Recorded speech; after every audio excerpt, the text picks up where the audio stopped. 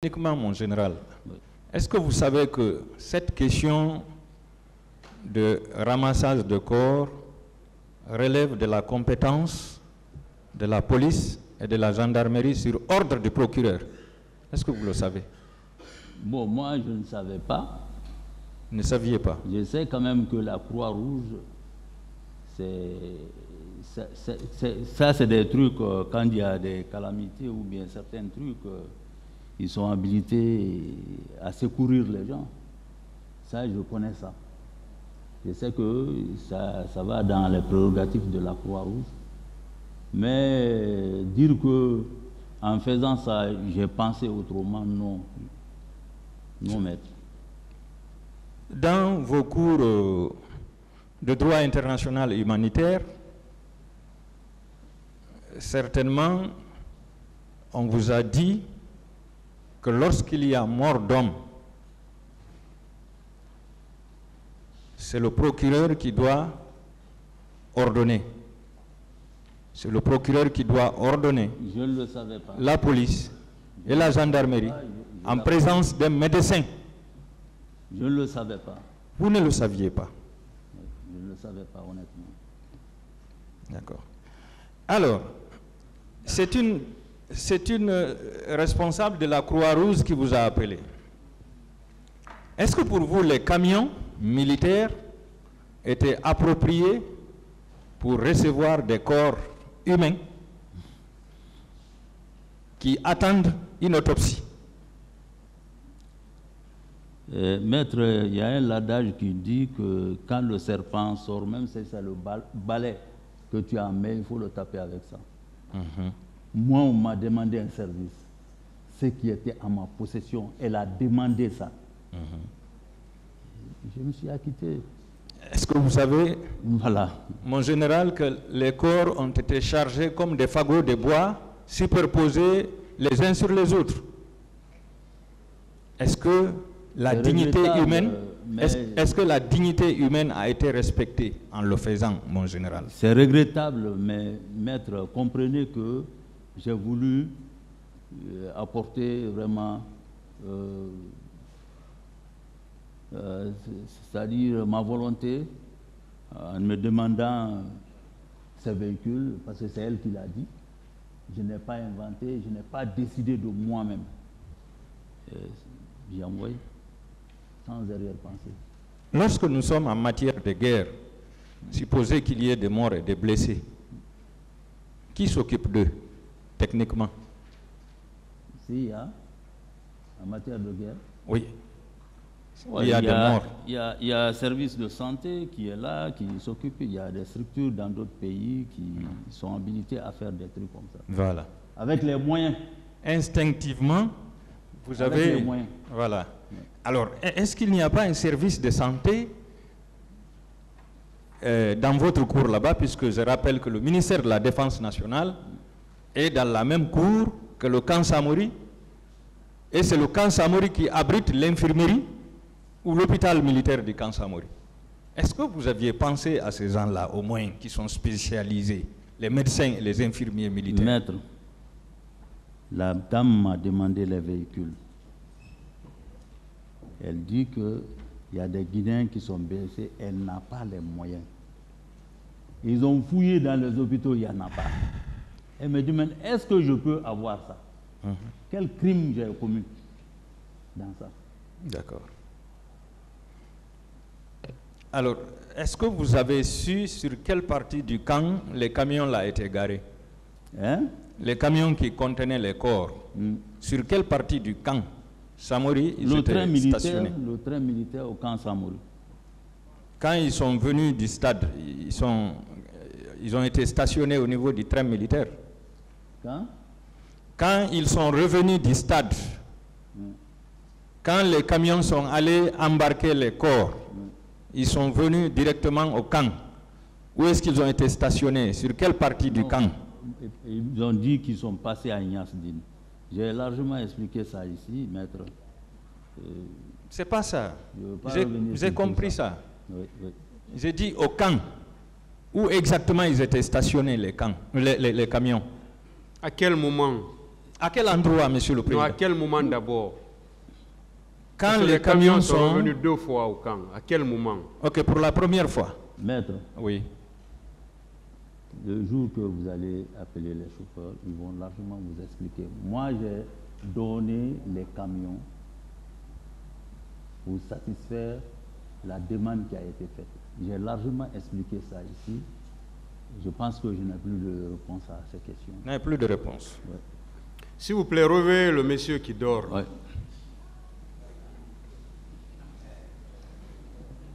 Mon général, est-ce que vous savez que les médecins militaires au camp Samori n'avaient pas osé toucher au corps à cause du nombre élevé? Est-ce qu'on vous a dit ça? Je n'ai pas de question, réponse à cette question. Vous n'avez pas de réponse. Ouais. Je vais vous lire un passage avec la permission du tribunal. À l'audience du 8 mai 2023, M. Ablaye Trouaba, garde du corps de Elhadji Cellou Dalein Diallo, déclarait devant ce tribunal, citation, « Le 28 septembre 2009, une fois au stade, alors que les discours ont commencé, quelque temps après, des gaz lacrymogènes ont été lancés, puis des balles réelles. Peu de temps après, un groupe de bérets rouges est monté à la tribune et Toumba a ordonné aux leaders de descendre en disant que personne ne les touche. En descendant, un policier a giflé Elhadji Cellou et ce dernier a répliqué. Dès que nous sommes entrés à la pelouse, Tchéboro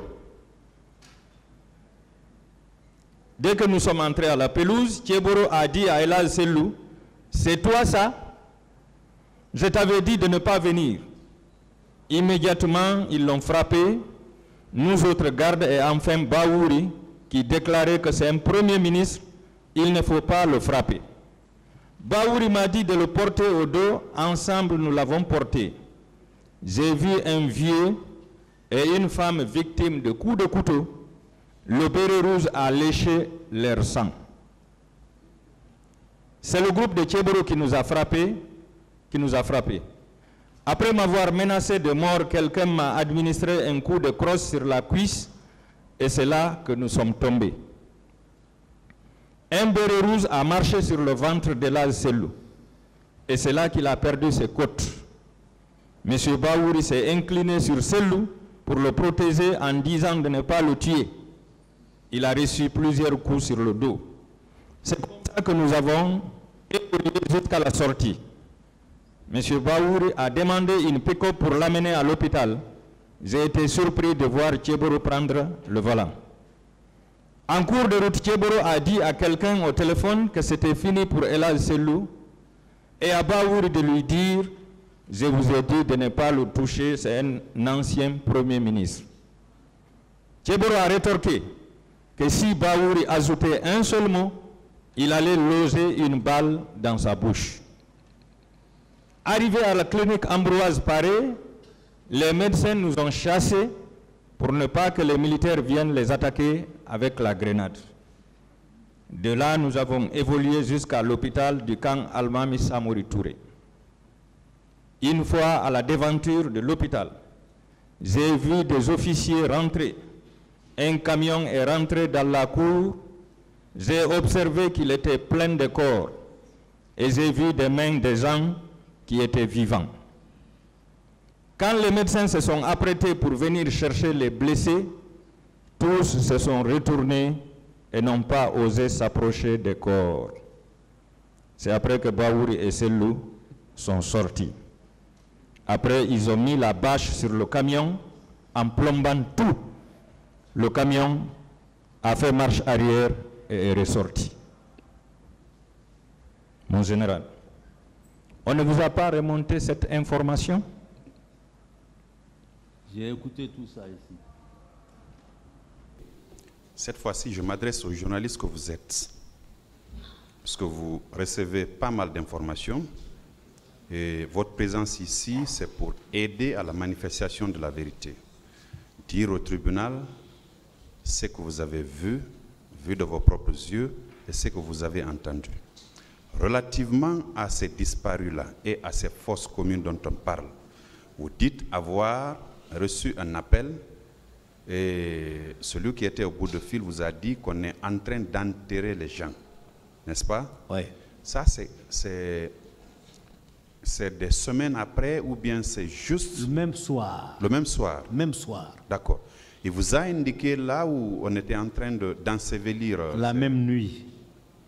Je demande si on vous a indiqué là où on était en train d'ensevelir ces morts. Il a dit, cette personne que je n'ai pas connue, que je n'ai pas vue, m'a dit, ils ont ramassé 84 corps, ils sont en train de mettre dans des camions au stade.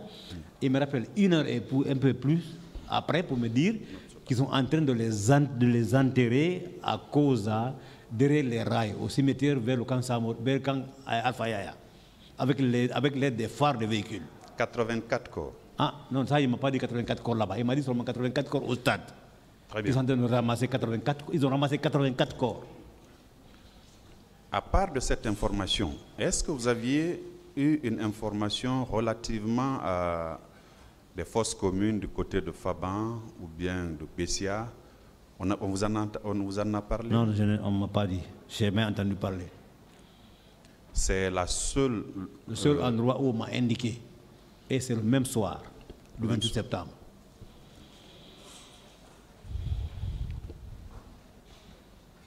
Vous n'avez pas, en votre qualité de journaliste, vous n'avez pas sillonné les morgues de Ignace Dine et de Donka le lendemain des événements du 28 septembre? Je me suis mis à l'abri. Je vous ai dit, la nuit même, j'ai quitté mon domicile pour me cacher à l'hôtel. Pendant 6 jours, j'étais à l'hôtel. De l'hôtel, je suis allé à Pita. Pendant 3 semaines, j'étais à Pita. De Pita, je suis revenu à Conakry. Le lendemain, j'ai pris l'avion pour partir. Bien. Vous n'avez pas reçu des appels pour vous indiquer, pour vous parler de ce qui s'est passé au niveau des morgues des hôpitaux Ignace Dine et Donka? Pas du tout. Pas du tout. Pas du tout. Merci, monsieur Ba. Merci, monsieur le président. La défense. Ok. Merci, monsieur le président, honorable assesseur. Monsieur Ba. Oui. Je vous remercie déjà pour votre comparution, en votre qualité de partie civile, pour donner de bonnes informations. Alors, vous avez dit tout à l'heure que, je crois que le ministère public, le président a insisté là-dessus, que vous ne voulez pas dire le nom de la personne qui vous a dit qu'on vous recherchait. Et vous dites que ça figure dans votre déclaration de constitution de partie civile. Moi, je ne le retrouve pas. Est-ce qu'on a le même document? Je rappelle que, à l'attention de monsieur le président, cette déclaration de constitution de partie civile date du 9 octobre 2023. Est-ce qu'on a le même document? Si c'est le cas... Je vous entends mal. Hein? Je vous entends mal. Je dis, votre déclaration de constitution de partie civile qui date du 9 octobre 2023, est-ce que c'est la seule ou vous avez d'autres déclarations de constitution de partie civile? D'abord, je vous dis que quand je suis arrivé à Dakar, les Nations Unies, les droits de l'homme des Nations Unies sont venus me chercher à l'agence France Presse. À l'agence France Presse, en novembre 2009. Ils sont venus me chercher à l'agence France Presse, m'amener aux Nations Unies à Dakar pour expliquer ce qui s'est passé. Ok. Donc, vous n'avez pas été entendu par les juges d'instruction? En Guinée, ici, non. Non. En Guinée, non. Ok. Tu étais déjà parti. Ok. Je le dis parce que nous ne disposons pas cette déclaration de J'étais déjà parti. civile. Vous ne l'avez pas reçu? Non, ça, je ne l'ai pas. Je ne sais pas si les autres en ont, mais sa déclaration de constitution... Ça n'a pas été communiqué? En fait, le confrère veut le comprendre. Il a dit le nom de cette personne-là, de l'officier qui s'y trouverait... Attendez que je vérifie. Parce que vous avez dit que vous n'avez pas reçu, je suis en train de vérifier. Ou bien vous l'avez reçu maintenant? Non, ce sont mes confrères qui me demandent la précision, quoi. Ok. Voilà, Monsieur le Président, je ne sais pas, avec votre permission, je ne sais pas de quel document il parle. il y a une seule déclaration de partie civile qui a été communiquée à la défense. Et c'est la même qui est versée au dossier du tribunal. Parce que nous avons reçu une déclaration de consentement. Oui, Monsieur le Président. Si vous ne l'avez pas reçue... Non, je veux juste préciser, avec votre permission, en fait, quand vous lui avez posé la question relativement au nom de la personne qui se trouverait dans le box des accusés, il dit que le nom est indiqué dans sa déclaration que vous disposez. Vous avez reçu cela, vous avez reçu la déclaration. Le 9 octobre, si, oui, nous l'avons. Voilà. Merci, bon. monsieur. Donc, vous l'avez reçu alors, parce que c'est la même qu'on a. Ok, d'accord. Okay. D'accord. Non, je voulais simplement faire noter que personne n'a cette déclaration qui a été faite devant le fichier de l'ONU. Donc, personne ne connaît le nom de la personne qui figure dans le box des accusés. Monsieur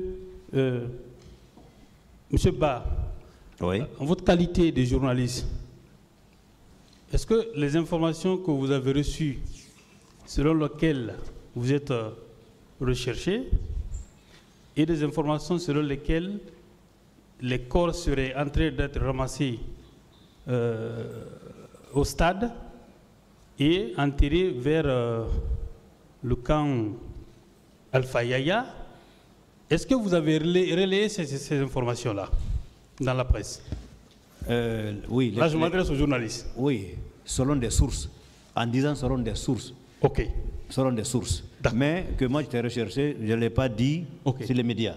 Mais je dis à mon service à Paris. D'accord. Donc, ces informations, vous dites selon les sources, mais vous ne les avez pas vérifiées avant de le relayer. Je dis selon des sources. Je comprends. Voilà. Ok. Votre source là, est-ce que la personne vous a dit son nom? Non. Ok.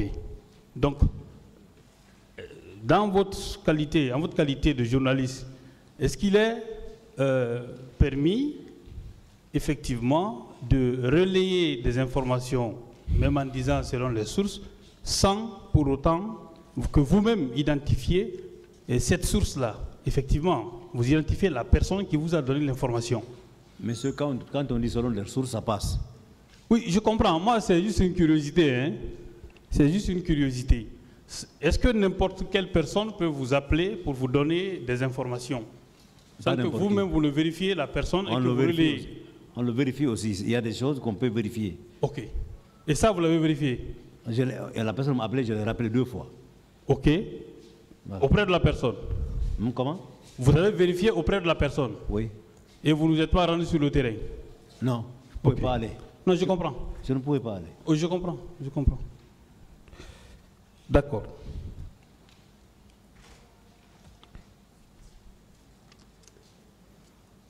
Je pense que j'en ai terminé, Monsieur le Président. Merci, M. Ba. Monsieur Ba. Oui, bonjour. J'ai un peu de difficulté, mais de toute façon, je prends votre statut de victime, pas de journaliste. Et ces questions sont posées juste suivant vos réponses à titre de simple renseignement. Sur place, ceux dont vous avez été victime,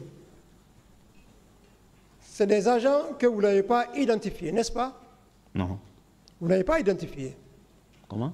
Vous n'avez pas pu identifier ceux qui vous ont attaqué. Non, non, non. C'était comme une jungle. C'était comme une jungle. Voilà. C'était une jungle. Ça courait partout. Moi, je ne connais pas les caporaux. Je connais peut-être quelques officiers supérieurs. Est-ce que ça marche là? Ceux qui sont venus avec Tegoro, ça, vous avez pu identifier quand même Tegoro? Oui, oui, oui. Lui, je le connais. Je l'ai connu, je l'ai fréquenté avant. Ok. Avant le 20 septembre, je l'ai fréquenté. Je suis allé chez lui au bureau 2 fois, au camp Afayaya. Je suis allé chez lui. On s'est vu plusieurs fois avant. En dehors